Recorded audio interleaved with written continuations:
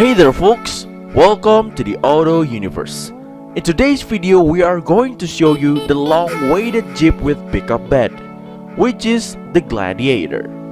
But before we jump into the video, make sure you hit that like and subscribe button to keep you up to date with the latest automotive news and reviews.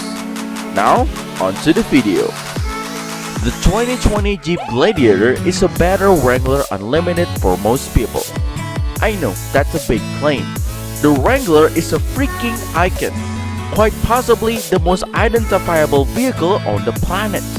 The 2020 Gladiator uses a completely different frame than the Wrangler, and while the front suspension hardware carries over unchanged, a more sophisticated 5-link setup is fitted at the rear for better on-road handling and drivability. You can only buy a Gladiator with 4 doors, unlike the Wrangler, which can be had with just 2. And there's only one 5-foot bed option available. All Gladiators will initially be available with Jeep's tried and true 3.6-liter Pentastar V6 engine, with 285 horsepower and 260 pound-feet of torque. A 3-liter diesel engine will come online later, but Jeep won't offer the Wrangler's 2-liter turbocharged i4 engine in the Gladiator.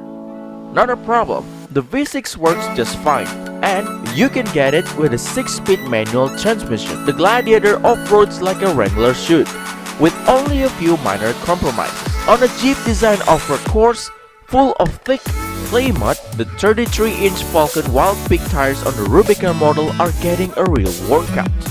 But the Gladiator easily gets up and over rocks, can ford deep puddles, and generally gives off that we can go absolutely anywhere vibe, just like a Jeep should. On the road back to civilization, the Gladiator's 3.6-liter V6 is as good here as it is in the Wrangler. Nicely made it to the Jeep's 8-speed automatic transmission. The V6 gets the truck up to the speed quickly, and there's enough mid-range power to pass slow-moving semis without much drama. It used to be that Jeeps kept to the slow lane on the pavement, bouncing along at 55 miles per hour with riders shouting at each other to be heard over road and wind noise.